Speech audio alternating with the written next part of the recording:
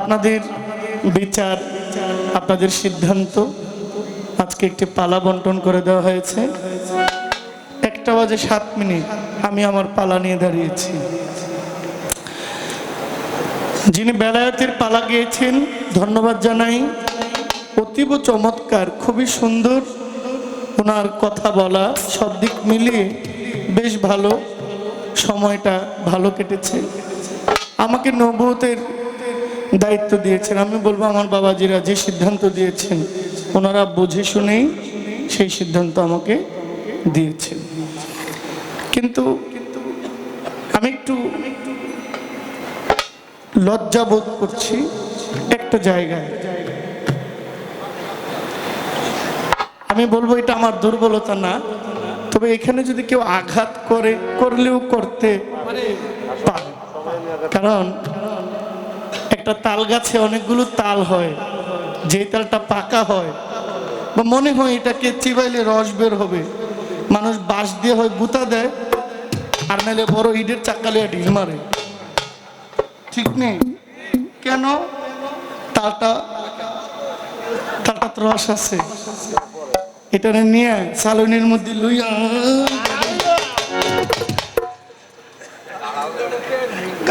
এটা দিয়ে তালের পিঠা হয়, বাইরে ফ্রিজিং করে রাখলে আর বহু রকমের পিঠা বানিয়ে খাওয়া। আজকে এমন একটা কিছু আসলে বোবার মুখে বলি ফুটলে যা হয়। আমার সাথে সে এইভাবে কখনো কোনো স্টেজে এই আচরণটা আমার সাথে সে করে নাই। আজকে যেটা করেছে এই টোনটা আজকের জন্য না, জায়গা বুঝে মাল বাজারে তুলবা। অনেক কথা, এত কথা যদি কই গান গাম কখন? আমি ফকির লালন স্যার একটা গান করি আগে।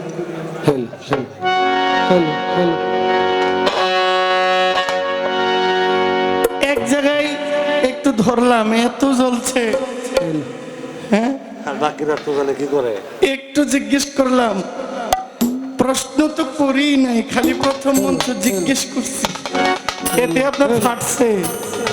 আর যদি টাইট করে ধরি তো আমার এখানে জবাই করে যাইবেন। আমি আগে আপনাকে একটা কথা বলি, খাদিজা ভান্ডারীকে বলবো, 2 নামে যে পাড়া দেয় ওই ব্যক্তির নির্ঘাত মৃত্যু। আমাদের আঞ্চলিক ভাষায় বলে, একটা বিশ্রী কথাই বলে, এটা আমি বলবো না।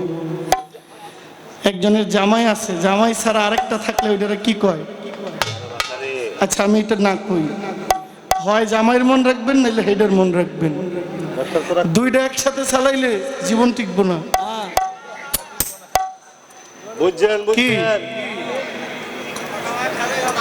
আপনি প্রথমত একটা আদবের খেলাপ করেছেন, যেহেতু বলেছেন যে নবুয়তটা, যে পৃথিবীর বিশ্বের গুরু হইলেন নবী রহমতুল্লিল। এই মালাটা আমি আপনাকে পরাইতে চাই। দেন দেন দেন দেন।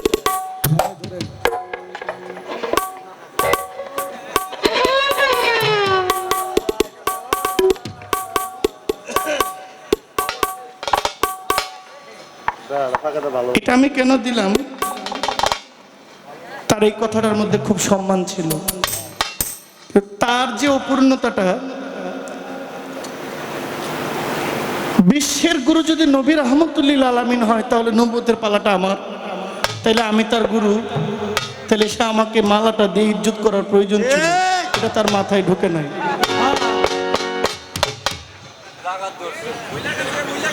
এটা তার মাথায় ঢুকে মানে কাঁথা সেলাই করতেছে ঠিকই, পিছনে গিটুটা ছোট মানুষ, এটা দিন শেষে টান দিলে তো বের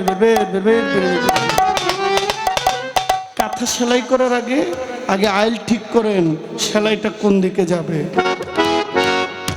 গিটু দেওয়া শিখেন। মাতাল কবি রাজ্জাক দেওয়ান বলছেন, যেই পাতিলে রান্না খাইবা পাতিলের নাই তলায় আমার মন পাগেলা, দিন ফুরাইলে ভাঙ্গা যাব এই রঙের মেলা। আমি আপনাকে এই কথাগুলো বলতাম না, আজকে আপনার রূপটা একটু ভিন্ন দিকে, একটা জালালি একটা ভাব দেখতেছি। তো আপনি যত জালালি হইবেন আপনার ভাই তত জালালি হইতে পারে। আর আপনি যে কথা যেখানে আমাকে আঘাত করেছেন সেখানে আমার আলোচনা আছে।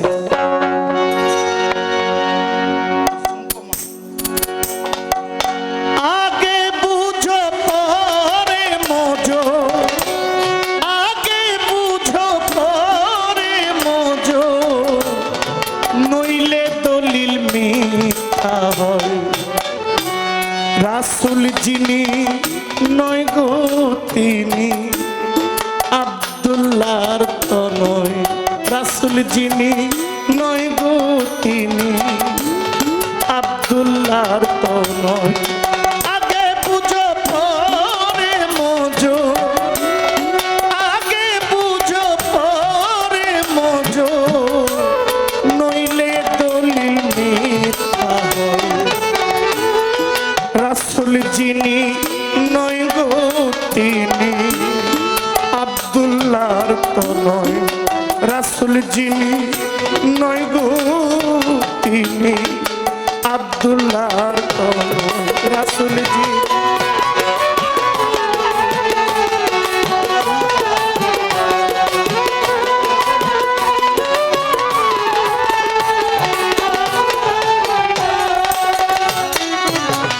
মোহাম্মদ আব্দুল্লাহর ছেলে, রোজে বীজে জন্ম নিলে। মোহাম্মদ আব্দুল্লাহর ছেলে, রোজে বীজে জন্ম নিলে। আমেনাকে মা বলিলে,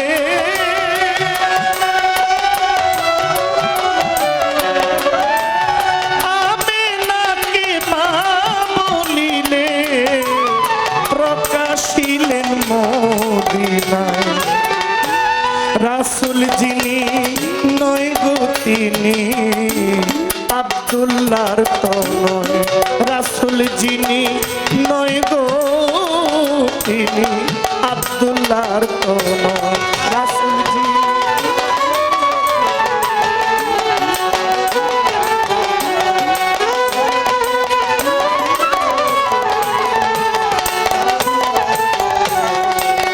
বাবা, আমি চেষ্টা করেছি আপনার কথা রাখার জন্য যে 63 বছরের নবী, এর আগে কি ওইটা এখানে বলা হয়েছে। তনয় মানে সন্তান, পুত্র। তনয় মানে পুত্র। আমার যে ছেলে সে আমার তনয়, আমার সন্তান। নবীজির 3টা রূপ। কয়টা রূপ? একটা বাশারি, বাশারিয়তে মুস্তাফা। একটা মালিকিয়ত মুস্তাফা, আর একটা হাকিকতে মুস্তাফা, নুরানিয়তে মুস্তাফা। 63 বছরের যে জিন্দেগি, তিনি আবির্ভাব হইলেন জাহিলিয়াতের সময়, আয়ামে জাহিলিয়াতে। আচ্ছা চিন্তা করেন, শেষের প্রশ্ন এই 12:30টায় যে দয়াল নবী বর্তমানে পালাটা, কিন্তু পালাটা কি আমাকে দয়াল নবীর দিয়েছে না নবুয়তের দিয়েছে? পালাটা আমাকে নবুয়ত না, প্রশ্ন করছে দয়াল নবী কোন জায়গায় আছে। হ্যাঁ, এটা কথা হইল, বুঝে না বুঝে না। গাড়ি দিয়ে নিয়ে কিছু বুঝাইন, কিছু বললেন। হ্যাঁ, আরে আপনি আপনি আপনি বাংলাদেশের একজন লিজেন্ড। আপনাকে এখানে কেউ না চিনলে আমি চিনি। আপনি কে? আপনার পরিচয় আমি জানি। দয়াল নবী কোথায় আছে? আমি বলবো দয়াল নবী মদিনায় শুয়ে আছে, রওজায়ে মুবারকে জিন্দা আছে। আর আপনি মনে যেটা আশা করছেন শোনার জন্য, এটা আমি কয়ে দেই। আমার দয়াল নবী আনফাসের সাথে মিশে আছে ওই সাধুগুরুর চরণ। এই যে দেখেন, প্রত্যেকের আনফাসের সাথে, নিঃশ্বাসের সাথে নবী আছে, এই যে উপস্থিত। আপনি খুশি তো? আপনার শখ পূরণ হয়েছে? পরবর্তীতে প্রশ্ন করতে বুঝা করেন। নবুয়তটা কোথায় আছে? বলে গেছে তো, যারা নবীকে ধারণ করেছে নবুয়ত তাদের কাছে। এই জন্য আপনাকে আমি আলাদা করে দিয়েছি বাবা, 3 ভাগে নবী। যিনি হায়াতুল মুরসালিন, পৃথিবীর সৃষ্টি থেকে কিয়ামতের আগ পর্যন্ত যিনি হায়াতে জিন্দা। খাতামুন নবী হইছে, কিন্তু খাতামুন রাসূল তো বলে নাই। খাতামুন রাসূল বলছে, খাতামুন নবী, যে এই নবীর পরে নবুয়তের দায়িত্ব আর কেউ পাবে না। কিন্তু খাতামুন রাসূল, কিন্তু আদম নবী 950 বছর ছিলেন। এক একজন নবীর নবুয়ত কাল নির্ধারিত ছিল। আমার নবীর নবুয়ত কাল নির্ধারিত না, এটা আনলিমিটেড। এটা পৃথিবী কিয়ামত হয়ে যাবে, পৃথিবী ধ্বংস হবে, এরপরে তো আবার কিছু না কিছু সৃষ্টি হবে, হবে না? হারিস মারিস জিন অসুর ছিল তো, ধ্বংস হয়ে গেছে। মানব সব ছোট মানব সভ্যতা এসেছে। আপনি কি মনে করেন না যখন হারিস মারিস ছিল তখনও আমার নবী ছিল? বিশ্বাস করেন না? না করলে আমার কাছে দলিল আছে। এই পৃথিবী শেষ হয়ে গেলেও আবার কোনো না কোনো সৃষ্টি হবে, তখনও আমার নবীর নবুয়ত জারি থাকবে, তখনও আমার নবীর নবুয়তের পাওয়ার থাকবে। আল্লাহ বলছেন না, ওয়ামা আরসালনাকা ইল্লা রাহমাতুল লিল আলামিন। আমি আপনাকে যে গানটা দিচ্ছি, এক দোকানদার, এক আজাইরা লোক দোকানে গিয়ে কইতেছে, কাকা আমার 760টা মসুরির ডাল দেন। 760টা। দোকানদার মেজাজটা কেমন লাগে? 760টা মসুরির ডাল। কয় তুমি একটু কষ্ট করে 250 গ্রাম লও। কয় কাকা কেমনে? কয় আমার একটা ছেলে আছে, এটা আজাইরা, এটা গুনছে 760টা দিলে 250 গ্রাম হয়, তুমি লয়ে যাও। আপনার ছেলেটা কই আছে? কয় খুব কাজ না, কয় ডালগুলা গুনতে গুনতে আর পারে না তো, কয় কটা ডাইল আর কটা চাল মিশাইয়া বাড়িতে দিয়ে রাখছি, এগুলা গুনতাছে। ওইগুলা গনা শেষ হইলে তুমি আইসো। যে গেছে দোকানদারের কাছে খরিদ করতো, দোকানদারের বোকা বানাইতো, হ্যাঁ নিজে ব্যাগ করলে ফিরে আইছে। আমি কার কাছে গেলাম? আমার সেও আজাইরা লোক, আমি মনে করি আমার সেও আজাইরা কোনো লোক আছে। মোহাম্মদ আব্দুল্লাহর ছেলে রোজে বীজে জন্ম নিলে, আমেনাকে মা বলিলে,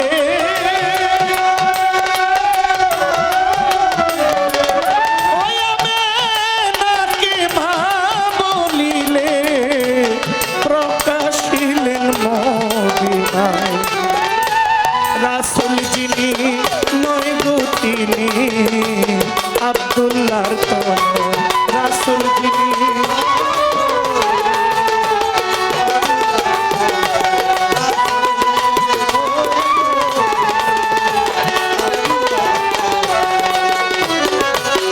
নবীর 4 সন্তান, 4 সন্ততি গণা,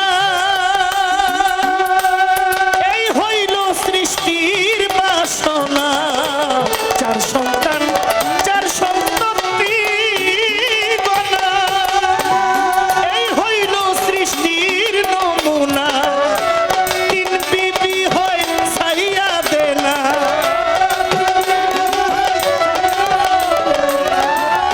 3 বিবি হয় ছাইয়ে দেনা, 11 জন বাদ পড়ে রয়। রাসূল যিনি নয় গো তিনি আব্দুল্লাহর তনয়। রাসূল যিনি নয় গো তিনি আব্দুল্লাহর তনয়। রাসূল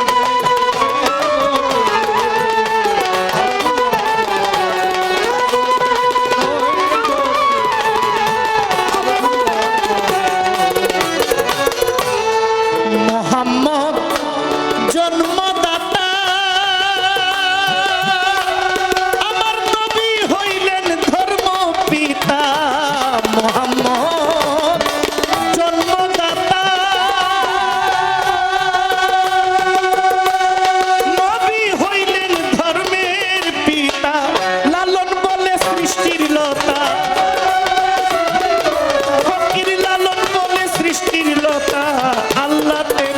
হইয়া রয়।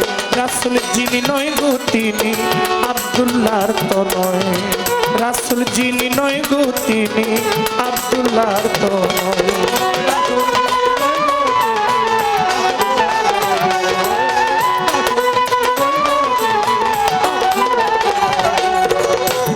প্রশ্ন করলেন, আপনি বলবেন নবী মোহরে নবুয়ত কবুতরের ডিম্বের ন্যায় কেন, এর হাকিকত কি? এটা তো শুধু কবুতরের ডিম্বের নেই এমন তো ছিল না, এটাকে কেউ দেখেছে একটা সিলমোহর ছোট, কেউ দেখেছে একটা পাখির ডিমের মতো, কেউ দেখেছে একটা লাল গোশতের টুকরা, ঠিক না ছোট, আবার কেউ দেখেছে একগুচ্ছ চুল কেশ। বিরক্ত হইতেছেন আপনারা? রাতটা যাইতেছে ধরে রাখতে পারতেছি না। সালমান ফার্সি, হযরত সালমান ফার্সি আমার নবীর মোহরে নবুয়ত দেখে, সে ছিল একজন দাস, খরিদ করা কৃত দাস। সালমান ফার্সিকে আমার নবী কিছু খেজুর নিয়ে নবীর কাছে আসছে। সাহাবীরা, আনসারী সাহাবীরা জিজ্ঞেস করছে, সালমান ফার্সি এটা কি, এই খেজুর কি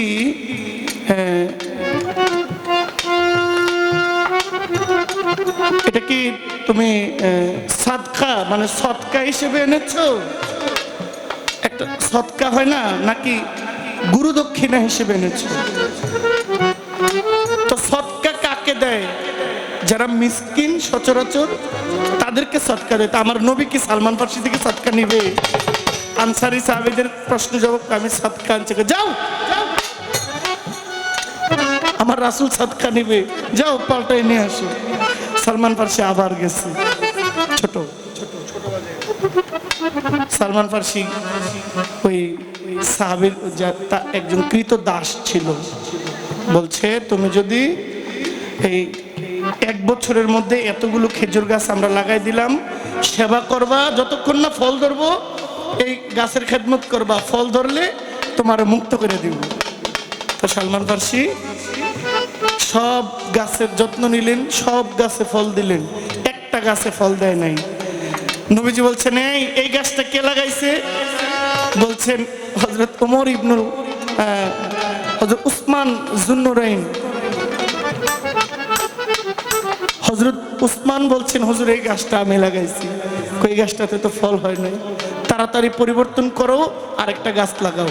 আরেকটা গাছ লাগাইছে, পরের বছর ফল আসছে। এই ফল রাসূলকে দিয়ে বলছেন, হুজুর আমি নাজরানা স্বরূপ আপনার কাছে নিয়ে এসেছি।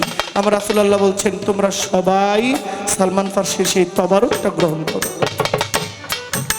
সালমান ফার্সি নবীর পৃষ্ঠদেশে গিয়ে দেখলেন মোহরে নবুয়ত, বললেন, ইয়া রাসূলুল্লাহ এই সুন্দর জিনিস আমি পৃথিবীতে আর দেখি না, আমি আপনার কাছে দীক্ষা নিতে চাই। আমার দয়াল নবী সালমান ফার্সিকে ভক্ত বানিয়ে নিলেন। এখন এত রূপ ছিল, উনার খায়েশ হইল কেন কবুতরের ডিম্বের ন্যায়। সৃষ্টিতে আওয়ালে আহাদ, দিয়মে আহম্মদ, তিয়মে ময়নার গলার হার, চৌথায় সেতারা, পঞ্চমে ময়ূরিণী, ষষ্ঠমে একিন গাছে বৃক্ষের ফুল, সপ্তমে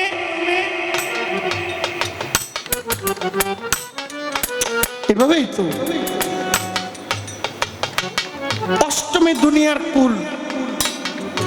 8টা স্তর পার হইলেন, ডিম্ব আকারের ন্যায় আল্লাহ পাক ছিলেন, যেখানে আত্মা রূপে আমার মা ফাতেমা ছিলেন উপরের খোসা রূপে।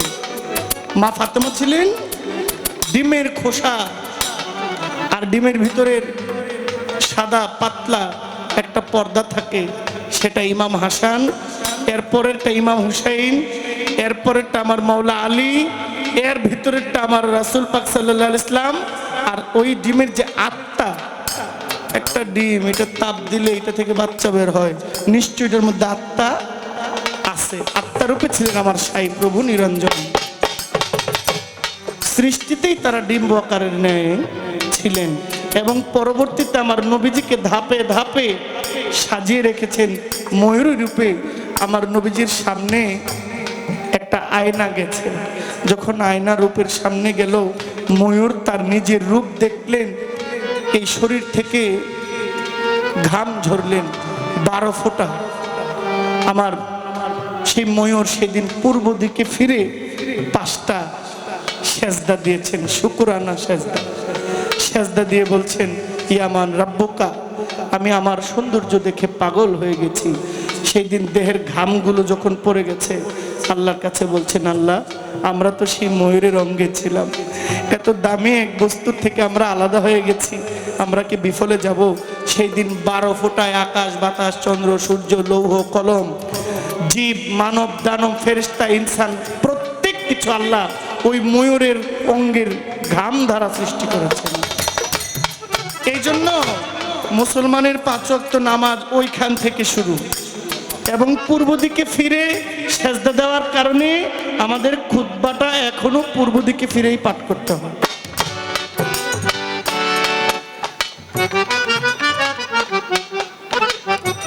খুতবাটা পূর্ব দিকে ফিরে ইমাম সাহেব পাঠ করতে হয়, এর কারণ আগ থেকেই। আরেকটি প্রশ্ন, বর্তমান রাসূল কোথায় আছেন? তো বলেই গেলাম, বেলায়েতের মুর্শিদ হইয়া আসিলেন দিনের নবী, মুর্শিদকে না পাইলে কি আর রাসূল পাবেন? আমি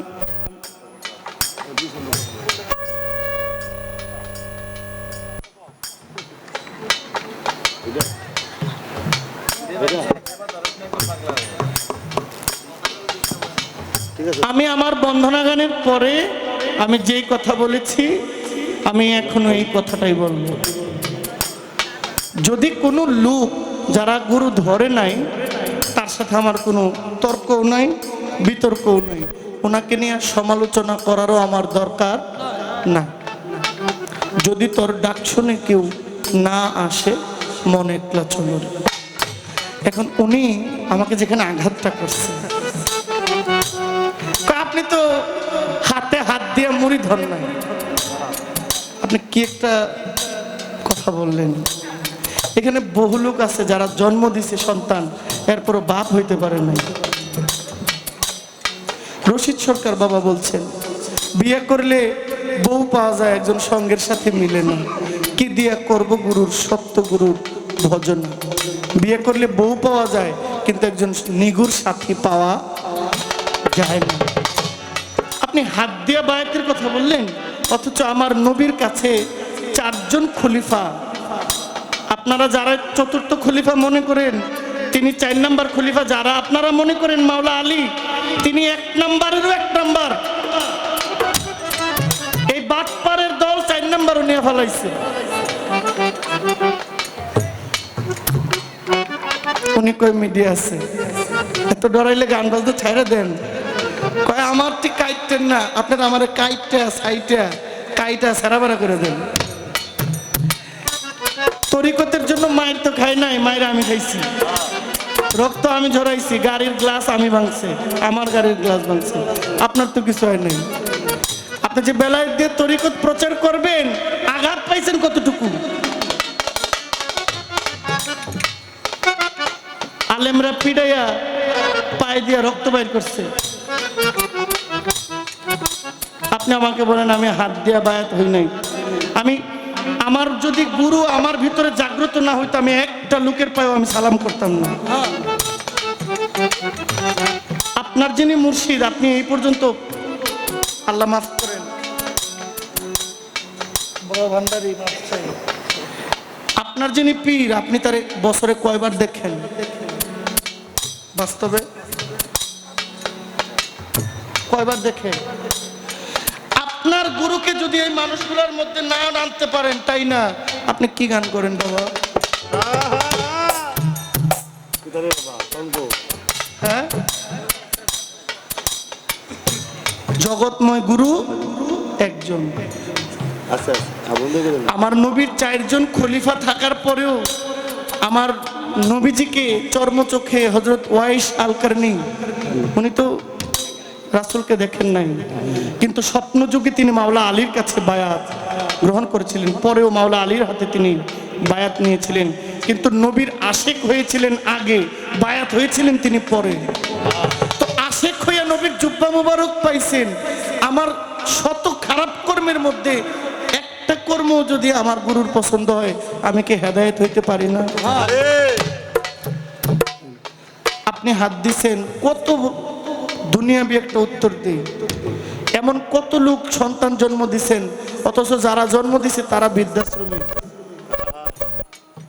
জন্ম দেওয়া সন্তান 5 তলাতে, আর যারা জন্ম দিছে সে বৃদ্ধাশ্রমে আসেনি। তাহলে জন্ম দিলেই বাবা হওয়া যায়, আবার জন্ম দেয় নাই তিনি অনেক সন্তানের বাবা। আমি হয়তোবা হাতটা রাখি নাই, তার নামটা তো আমি বলি, তার নজরটা তো আমার উপরে আসতে পারে নাকি? এখানে কোনো কিরে বাবা,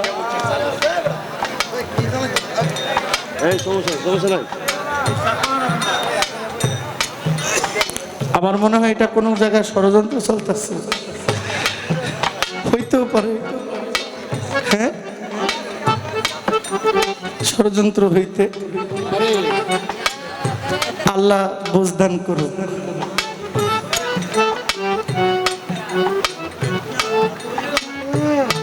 কে বলছে আমার গুরু নাই? তাহলে আমার শব্দটা আসে কোত্থেকে?